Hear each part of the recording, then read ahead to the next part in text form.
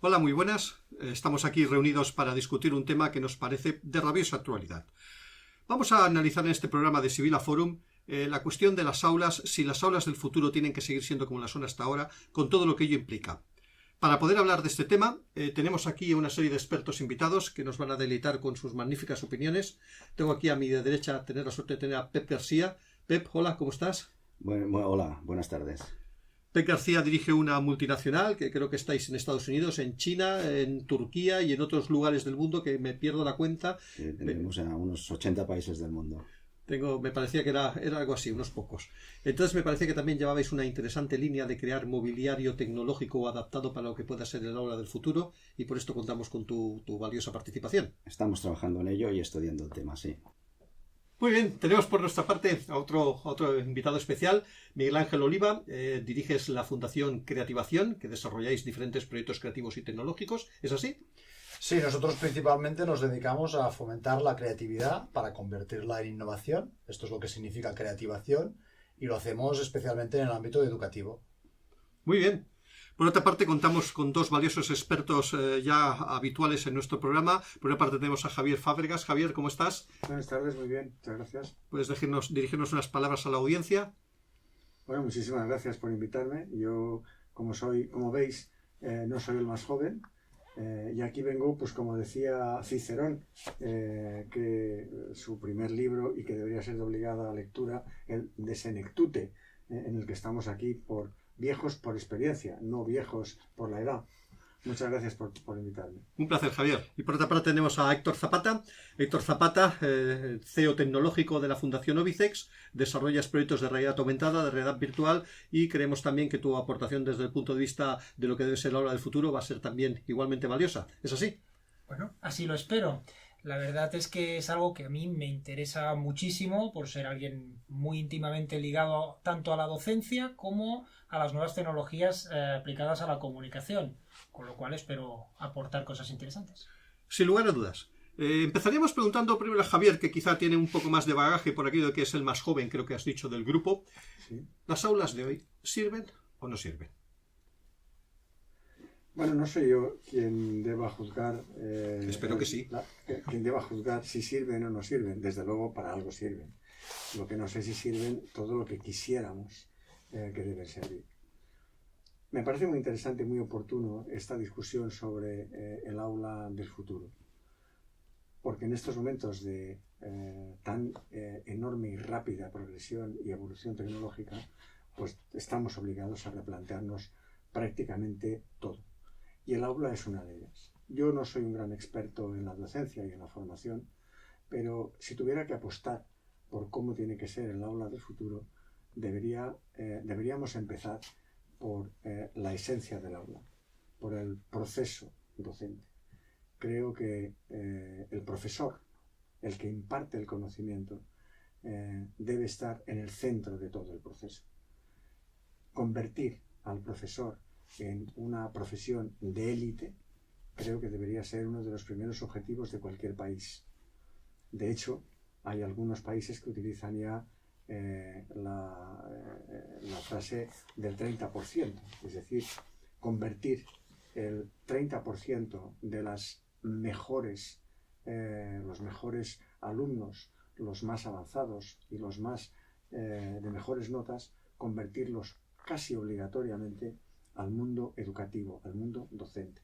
Esa es la base del progreso de los países y yo creo que el aula del futuro debe estar moviéndose alrededor de ese eje principal, el profesor y el alumno. Al respecto, Pep, ¿qué opinas? ¿Esto es así? Hombre, yo creo claramente que sí. Creo que el mundo ha evolucionado muchísimo desde en los últimos, vamos a poner 15 o 20 años, seguramente mucho más que lo hizo en los anteriores 200, ¿no?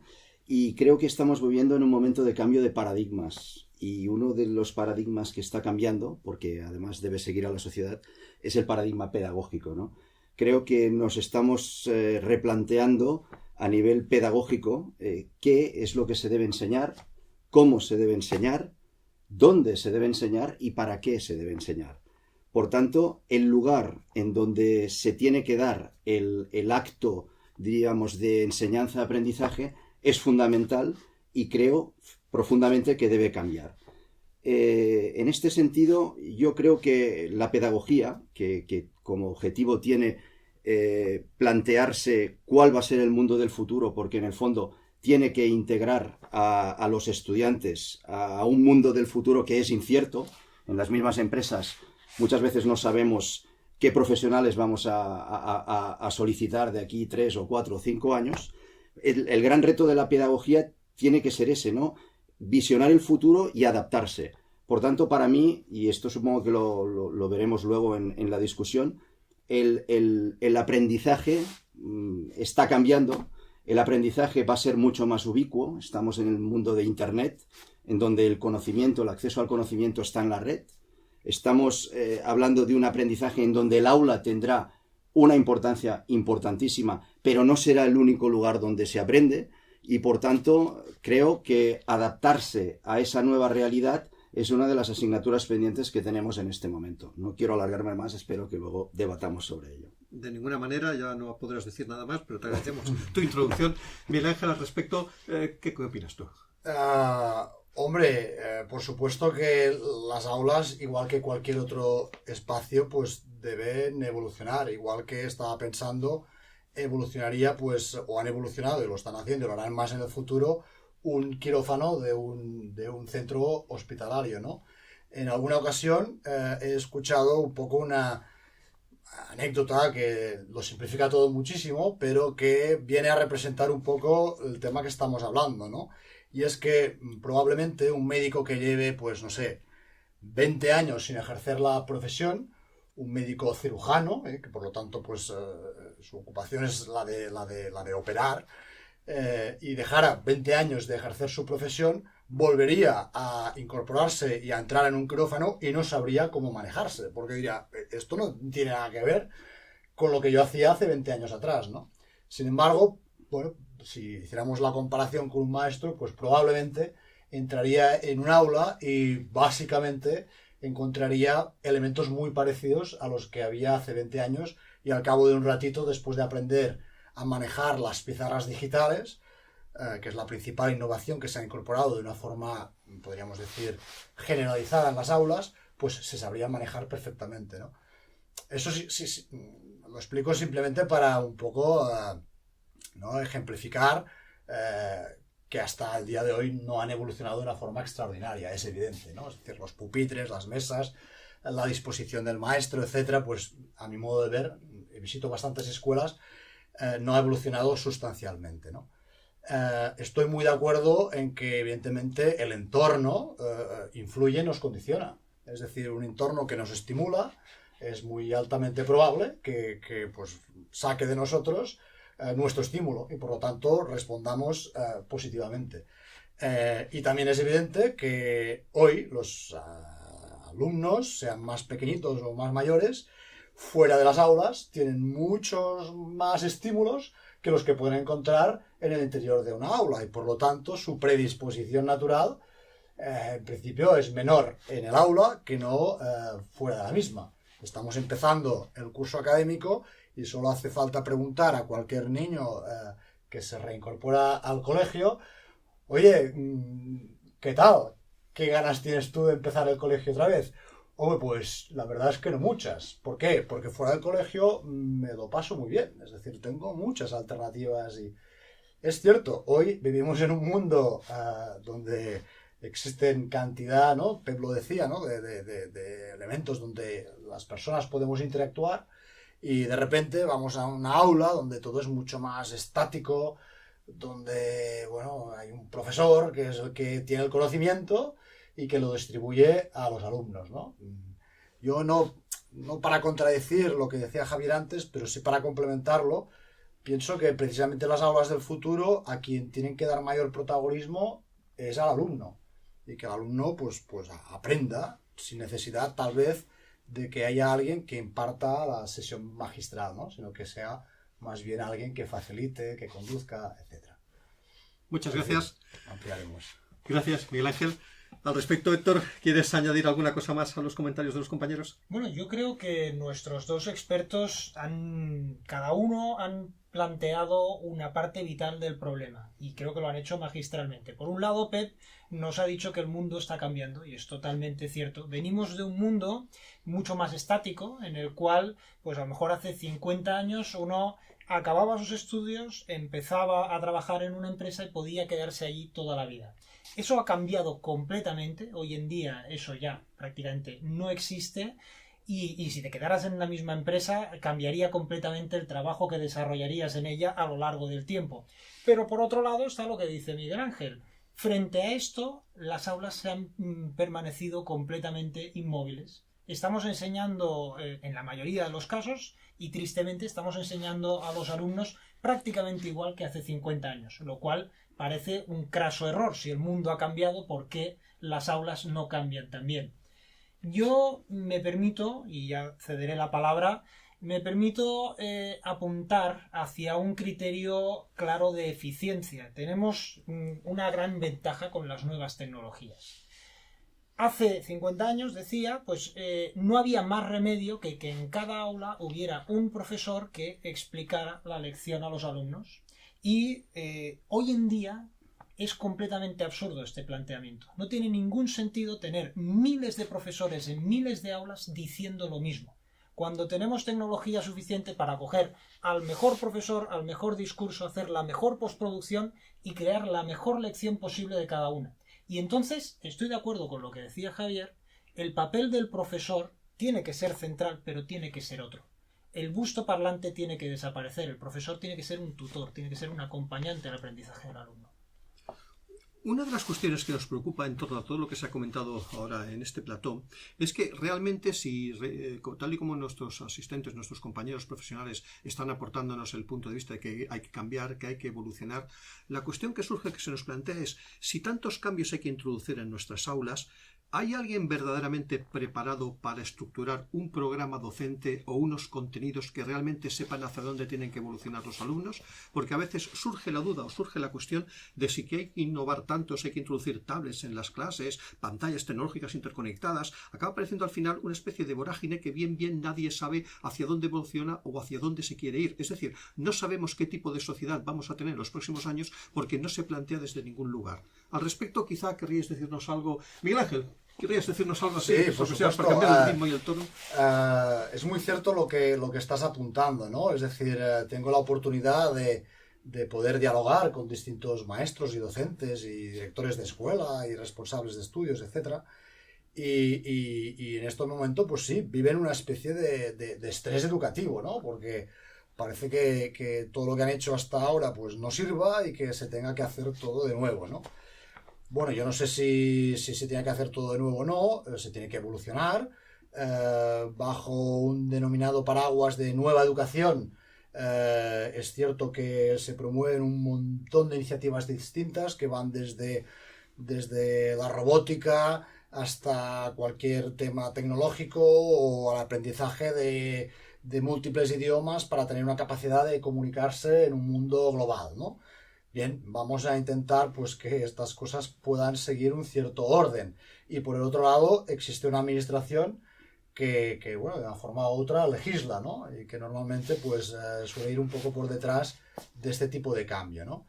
A mi modo de ver, hay una tipología de centros educativos que de alguna forma han empezado a liderar este cambio. Y demuestran con hechos pues que es posible llevarlo a cabo, ¿no? Sin necesidad de derribar las escuelas tal y como hoy las entendemos, sino de irlas transformando, ¿no? Y ir incorporando las nuevas tecnologías, ir cambiando el papel del maestro, ir introduciendo nuevas dinámicas pedagógicas e intentar, pues, precisamente dotar a estas nuevas generaciones de un conjunto de competencias que son esenciales, ¿no? Porque es evidente que como decía Pep, pues el mundo está cambiando de una forma importante y que por lo tanto, pues de la misma forma que lo hace el mundo, lo tienen que hacer las escuelas y los maestros, que de alguna forma probablemente tampoco han sido educados en su momento para llevar a cabo este cambio, ¿no? Estoy de acuerdo que, bueno, una cierta falta de liderazgo tal vez pueda existir y que si de alguna parte debe venir, yo creo que debe venir de dentro, ¿no? Es decir, este tipo de cambio pueden existir elementos externos a las escuelas. Las escuelas hasta no hace mucho pues eran tal vez elementos poco permeables, ¿no? Es decir, bueno, tenía un modo de hacer, un alto grado de conocimiento y de experiencia en hacer lo que hacían, con lo cual abrirse al exterior pues es un proceso que han ido haciendo y que algunas pues lo llevan a cabo de una forma que permita pues que la gran masa de centros educativos pues las coja como ejemplo y siga un poco esta pauta, ¿no? No es fácil tampoco el papel de los maestros, de los directores, etcétera, en unos momentos como este, ¿no? No es tan fácil incorporar de una forma rápida y ágil pues cualquier innovación que pueda salir, ¿no? O surgir. ¿Por qué? Porque detrás tiene que haber pues un contenido, pues que, ¿no? Una base pedagógica, unos resultados que se puedan medir, evaluar, etcétera, ¿no? Unos maestros que se tienen que adaptar, que se tienen que formar. Con lo cual yo creo que es un tema de darles también un poco de tiempo, ¿no? Y ponerles, si acaso, pues facilitarles algunos medios, ¿no? Para que puedan llevarlo a cabo de la mejor manera posible, ¿no? Pero va a llegar sin ninguna duda, ¿no? Es un tema de se ha agotado un modelo, empieza uno nuevo y por lo tanto, como en cualquier cambio, pues ¿no? Conlleva su tiempo y su adaptación, ¿no? Pero soy optimista en este sentido, ¿no? Me alegro mucho al respecto. Pep. Sí, yo creo que, y es un tema que yo no soy un experto en pedagogía, pero sí que soy un apasionado y creo que además nos jugamos el futuro en la educación de nuestros jóvenes. Yo creo que el tema de la tecnología ha generado una cierta confusión y yo lo veo desde fuera en el mundo educativo.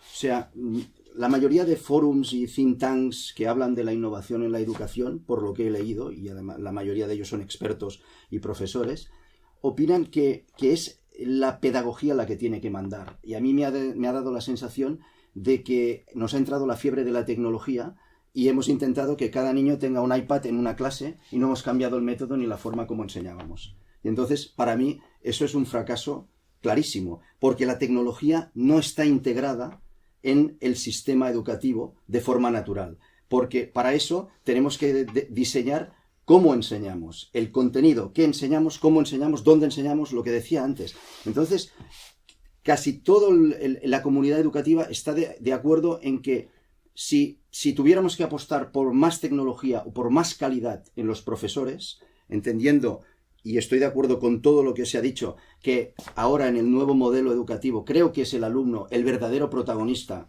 de su educación, y creo que el profesor tiene que cambiar de modelo y pasar de ser más directivo del proceso y más transmisor de conocimientos a ser mucho más consultor y acompañar al alumno a lo largo de todo el proceso, fomentar la curiosidad, la investigación y otra serie de características. Pero creo que todo este modelo en el que el profesor seguirá teniendo una repercusión muy importante, también tiene que hacer dejarse de tanta moda tecnológica y hacer un replanteamiento en profundidad. Y ahí, por eso yo hablaba desde el principio de paradigma, porque el tema de las aulas, que es el tema que nos ocupa hoy, el tema de la aplicación de las tecnologías, el tema de lo que enseñamos, de lo que pues tiene que ver con lo que pensemos que va a pasar en el mundo. Y esto yo creo que lo tenemos que mirar de una manera mucho más holística, mucho más global, porque si dividimos los problemas, acabamos dándole más importancia pues a la tecnología o al espacio, y yo creo que todo esto tiene que tener una coherencia interna mucho más importante.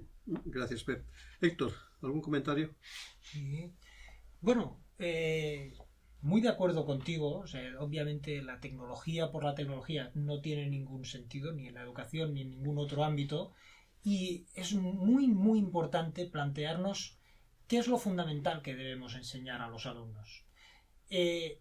Y la cuestión es, como decíamos antes, que lo único que tenemos seguro hoy en día es el cambio. Lo único que podemos estar seguros es de que todo está en constante evolución y en constante cambio. Entonces, ¿qué es lo fundamental que tenemos que enseñar a nuestros alumnos? Para mí, lo fundamental en el mundo de hoy son tres cosas. Aprender a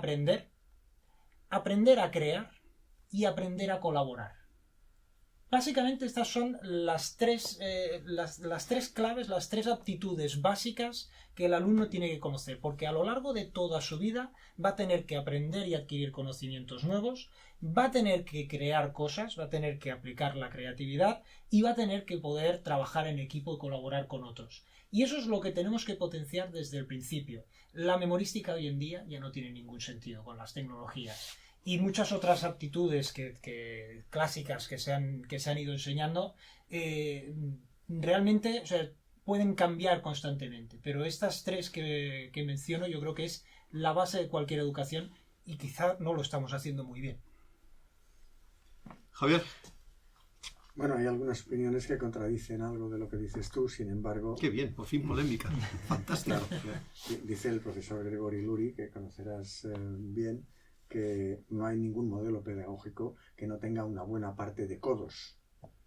Por lo tanto, la memoria, pues es posible que no sea la base, no haga falta saberse la lista de los Reyes Godos, pero probablemente haya que aprenderse algunas cosas de memoria.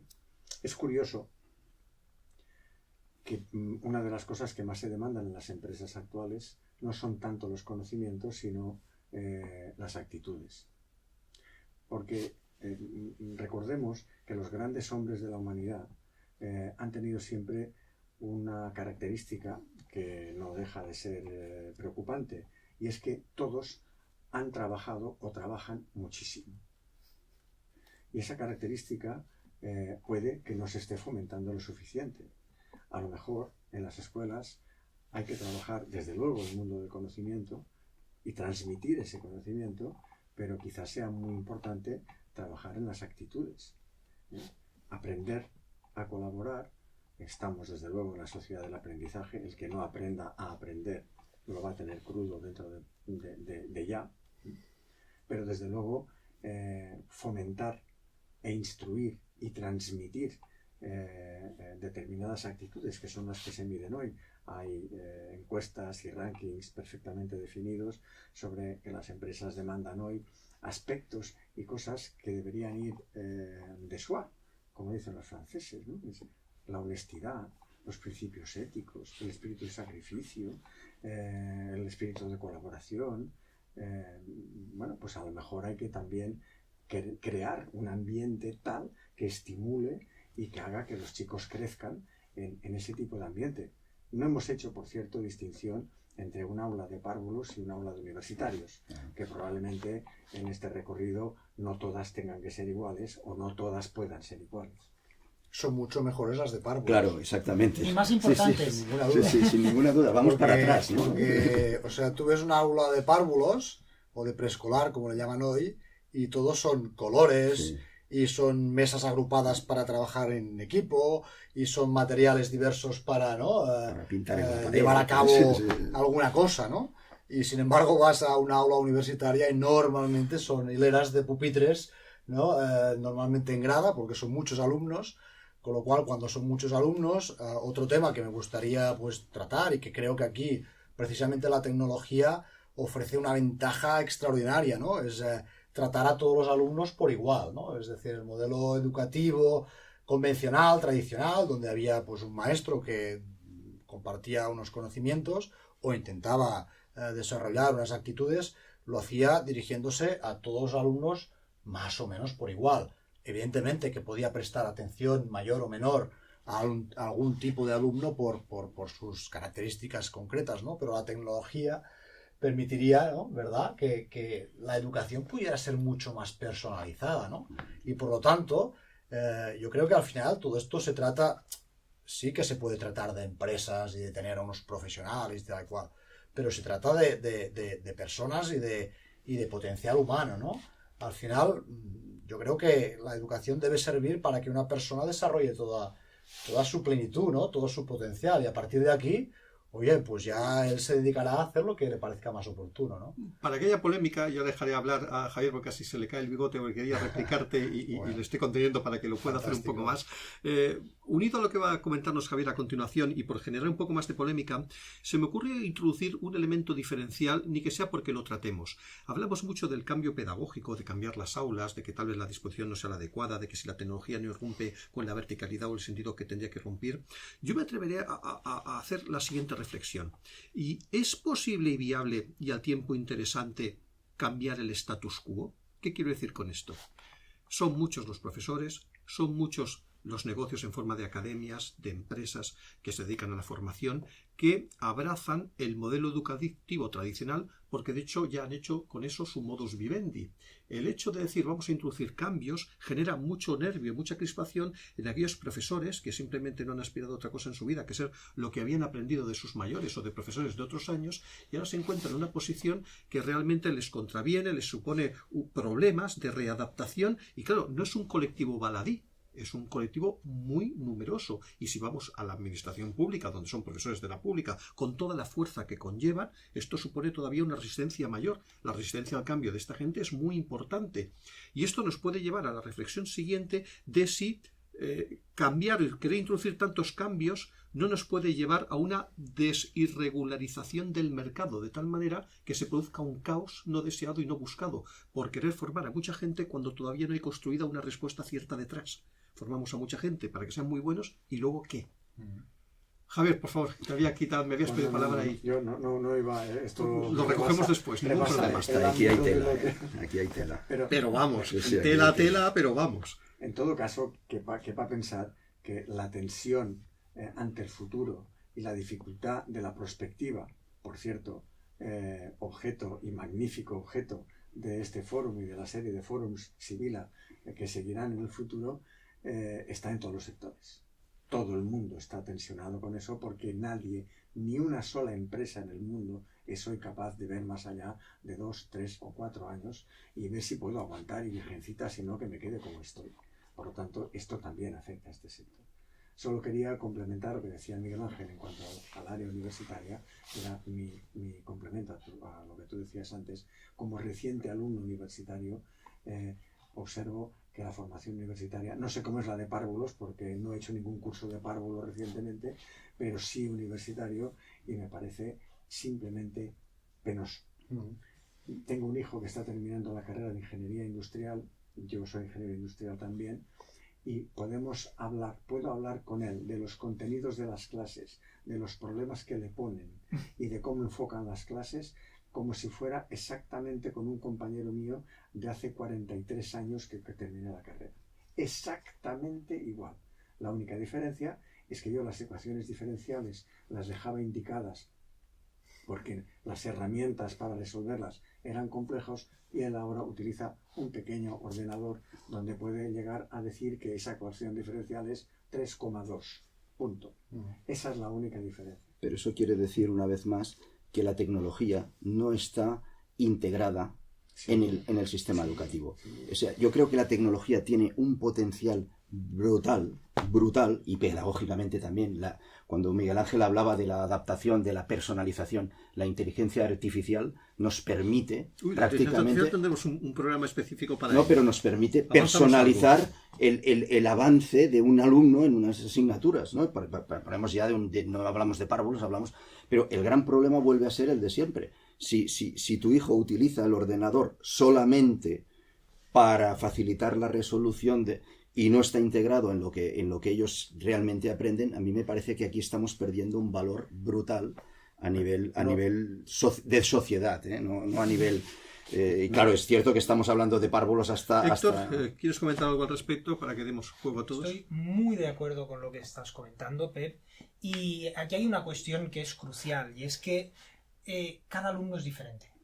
Cada alumno es diferente y hasta ahora no teníamos más remedio que educarlos a todos igual por una cuestión de que no se podía hacer de otra manera, pues no podías poner un profesor para cada alumno. Pero las nuevas tecnologías te permiten hacer esto. De hecho, esto ya está ocurriendo poco a poco, de una manera muy descontrolada. Hay aplicaciones para tablet, por ejemplo. Hay aplicaciones educativas realmente brillantes que le pueden enseñar a un niño a sumar o a leer totalmente a su ritmo.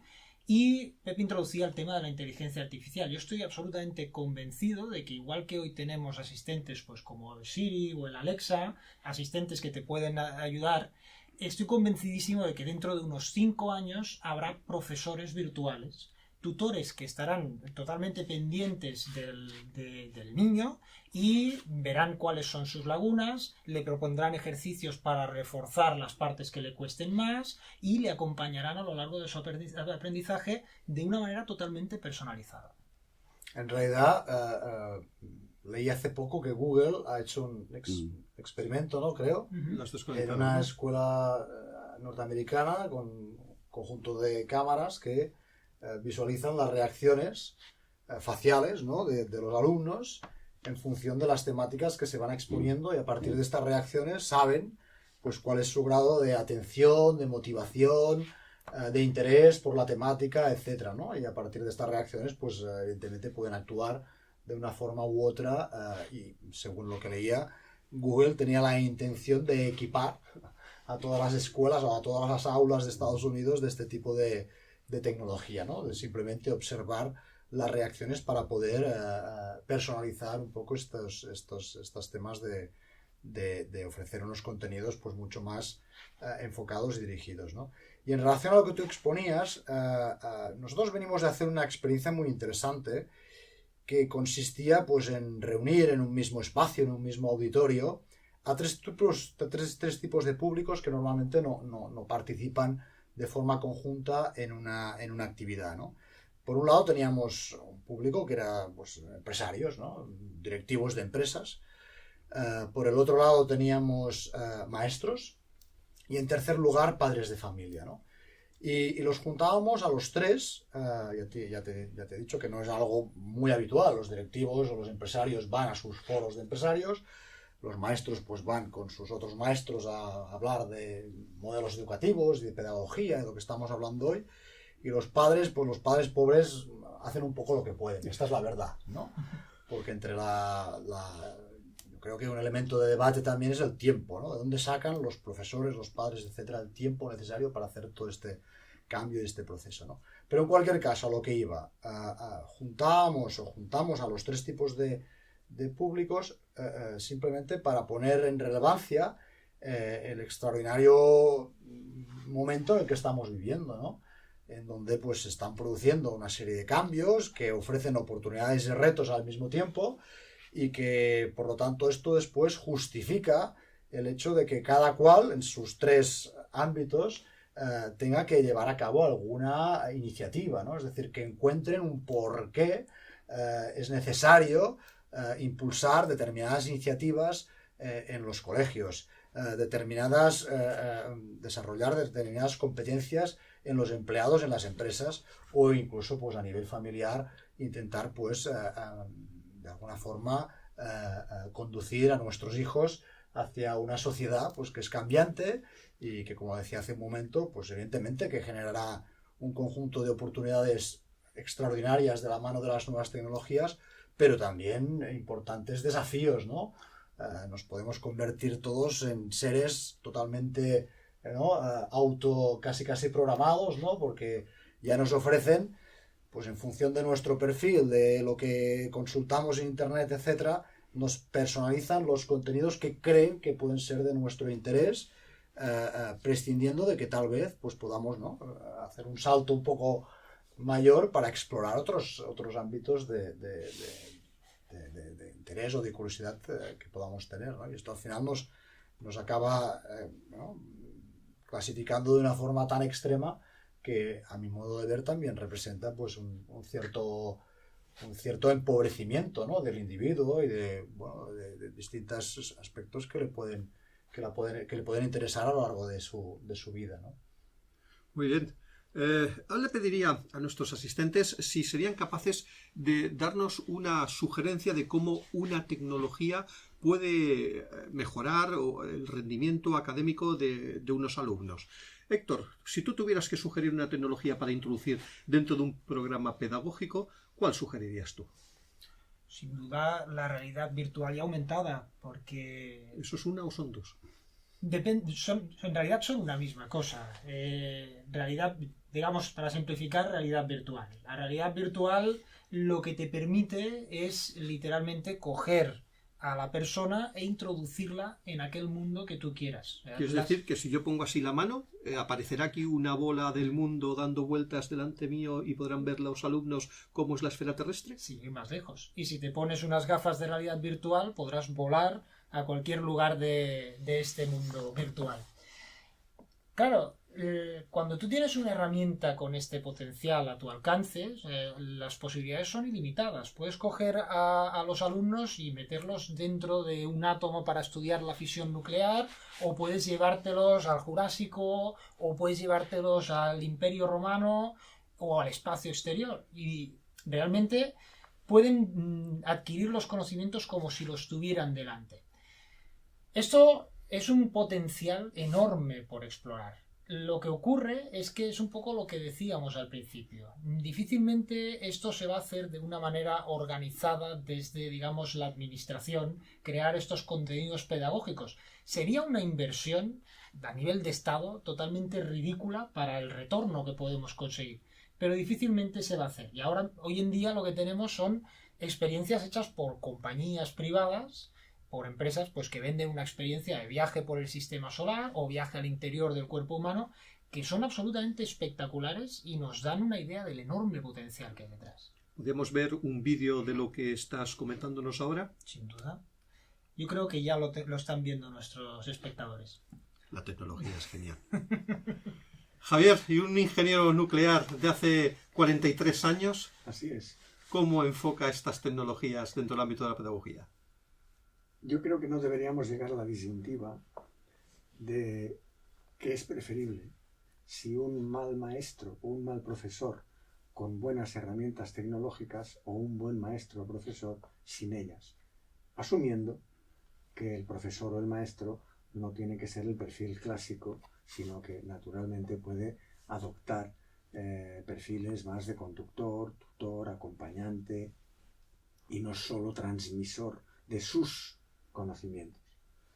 Pero vuelvo a repetir que, en mi opinión, el eje debe estar alrededor de este profesor, definámoslo como lo definamos, y naturalmente del que recibe el conocimiento y del alumno. Yo creo que hay un elemento muy importante en todos estos aspectos, ¿no? Es decir, estamos hablando de tecnologías, de realidad virtual, etcétera, ¿no? Pero lo que seguro tienen que ser las tecnologías es inclusivas. Es decir, que en ningún caso puedan suponer una brecha, ¿no? Estamos hablando que a raíz de la crisis pues se ha producido, ¿no?, un distanciamiento entre las clases sociales, etcétera, ¿no? Esta misma brecha que encontramos en nuestra sociedad la podemos trasladar al ámbito educativo, ¿no? Es decir, que pueda existir una educación de primera con escuelas, centros universitarios, normalmente de propiedad privada, que tengan acceso a unos recursos, a unas tecnologías que permitan pues sacar un potencial y desarrollar pues unas actitudes y unas competencias en sus alumnos extraordinarias, mientras que pueda existir una educación de segunda que, sin tener acceso a todos estos elementos, pues acabe de alguna forma penalizando a los alumnos estudiantes que tengan que acudir a este otro tipo de centros, ¿no?, que normalmente serán la mayoría. Con lo cual, a mi modo de ver, este también es un elemento que es necesario tener en consideración, que tiene que ser universal y por lo tanto inclusiva. Muy bien. Pep. Bueno, yo creo que la tecnología también nos facilita el verdadero aprendizaje, ¿no? Que es el aprender haciendo, ¿no? O sea, yo creo que se aprende mucho más de la experiencia que de la memorización o del conocimiento abstracto. Y ahora, bueno, están de moda los talleres makers, ¿no?, o los labs que ya empiezan a ver en algunas escuelas, y en donde se hace robótica, donde se utiliza la impresión 3D para hacer proyectos, ¿no? Y yo creo que esto también nos tiene que llevar, y siempre totalmente de acuerdo con Miguel Ángel, de que nunca puede ser excluyente, ni puede abrir la brecha. Y por tanto, yo creo claramente que el tema de la educación es un tema de país, o sea, es un tema de prioridad de Estado, y que cualquier Estado debería serlo y lo tiene que ser. Yo no concibo un Estado que no se ponga como una de sus prioridades fundamentales la educación. Y pues yo pienso que también esto nos va a dar muchas posibilidades. Los especialistas en robótica nos dicen que al final los niños que aprenden muchas más cosas a través de la robótica. Aprenden también a trabajar en equipo, aprenden a resolver problemas de forma creativa, aprenden a comunicarse, aprenden a liderar, aprenden a resolver problemas concretos, ¿no? Y yo creo que hacia este camino es donde nos tiene que llevar la educación del futuro. Mucho menos, y hemos empezado por ahí, ese aula donde la comunicación es unidireccional. Para mí, en el fondo, la enseñanza-aprendizaje es comunicación, y es muy difícil separar una cosa de la otra, sino que tiene que llevarnos a este entorno de interactuación en donde nos tenemos que plantear muy claro cuáles son los objetivos, qué queremos formar, qué queremos que nuestros niños y cómo queremos que aprendan, ¿no? Y ahí volveremos al tema de las aulas, ¿no? El espacio deberá ser importantísimo. Muy bien, no sé si queréis comentar algo, si no iríamos ya a las conclusiones, que cada uno de vosotros os propondría que hicierais vuestro resumen o vuestra aportación final. No sé si, Javier, quizá querrías tú hacer una conclusión para ir cerrando la ronda ya. La primera conclusión que se me ocurre es que lo que está más claro es que no está claro. Y que naturalmente hay que trabajar en todos los aspectos, y que cada uno pues ve el prisma desde uno de los lados o que más conoce, o que más ha experimentado, o que más le preocupa, o que más le interesa. Aspectos sociales me parecen fundamentales, que debe ser un claro problema de país y un enfoque de política básica, me parece elemental, estoy totalmente de acuerdo. Las tecnologías van a aportar una capacidad de desarrollo, de trabajo, de facilidad al alumno y de facilidad al profesor. No puedo estar más de acuerdo en casi todo lo que se ha dicho, pero ahora hay que aterrizarlo, a ver si somos capaces, o alguien será capaz. Miguel Ángel.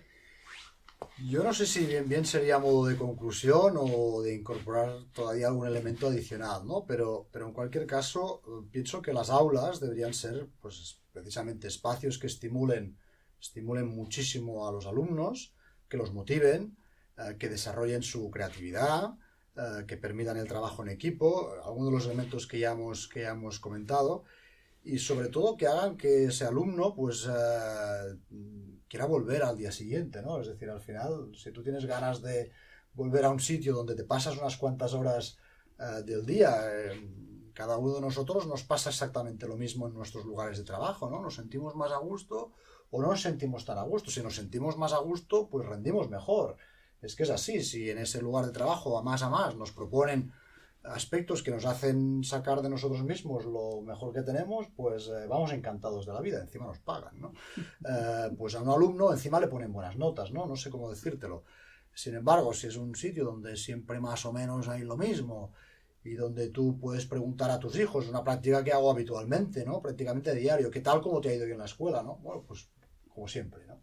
Entonces me da la sensación que si en este espacio se producen cosas y las tecnologías nos pueden ayudar muchísimo, se sorprende, se capta el interés de estos chavales, pues una forma de como te decía antes, ¿no? De generarles estímulo, de generarles motivación y de sacar de ellos lo mejor que puedan proporcionar, ¿no? Que al final yo creo que la educación de esto va, ¿no? Y la tecnología en este caso, pues un medio extraordinario para conseguirlo, ¿no? Gracias, Miguel Ángel. Bueno, yo a modo también de reflexión, hay una reflexión que hace Sir Ken Robinson, que me gusta mucho, y dice que los seres humanos nacemos con básicamente 3 cualidades. Todos somos distintos. 2, somos esencialmente curiosos. Por tanto, si somos esencialmente curiosos, ya tenemos el gusanillo del aprendizaje. Simplemente hace falta que nos lo estimulen un poco, como decía Miguel Ángel, ¿no? Que no nos lo coarten, ¿no? Y tercera, nacemos creativos. Somos seres eminentemente creativos. Por tanto, si tenemos en cuenta esto nos sirve para definir cómo debe ser el proceso de enseñanza-aprendizaje y cómo debe ser nuestro modelo pedagógico, y por ende, cómo deben ser nuestros espacios de aprendizaje. Por tanto, yo creo que está claro que estamos en un momento de cambio clarísimo de paradigma y que no podemos permitirnos ni un minuto más seguir con el paradigma antiguo, porque el mundo evoluciona muy rápidamente. Y si no, nos quedaremos fuera, no a nivel de clase social, sino a nivel de sociedades y a nivel de países. Unas avanzarán rápido porque sabrán leer esto y habrá otras que se quedarán a la cola. Yo creo que nuestros niños no se merecen que nosotros no hagamos eso por ellos. Siempre nos quedará Héctor Zapata y su realidad virtual para crear un mundo nuevo paralelo. Héctor, por favor. Yo la verdad es que no podría estar más de acuerdo y estoy muy agradecido a los invitados porque realmente, o sea, están poniendo el dedo en la llaga. Vivimos en una época maravillosa, yo creo que en el mejor momento de la historia de la humanidad hasta ahora, en la cual pues podemos crear mundos virtuales, podemos crear videojuegos apasionantes, podemos crear contenidos con una calidad y con unos valores de producción espectaculares a unos costes relativamente muy bajos. Si hacemos que nuestros alumnos se aburran en clase, no tenemos perdón. No tenemos perdón. Con los medios que tenemos hoy en día, que nuestros chavales fueran al colegio tendría que ser cada día una aventura apasionante. Tendrían que estar deseando ir a la escuela. Si no lo estamos haciendo así, es que lo estamos haciendo mal. Consideramos ya para acabar que esta sesión de hoy, hablar del aula del futuro, es una cuestión angular y prioritaria para la Fundación Obicex. Desde esta fundación, la nuestra, hemos puesto en marcha un proyecto de investigación que se llama Aula Futura, donde investigamos los diferentes aspectos que giran en torno a la creación del aula que tiene que ser el aula que está por venir. En este sentido, si estás interesado, visita nuestra página web obicex.com e infórmate de cómo participar en él. Esto es Sibila Forum. Gracias por escucharnos.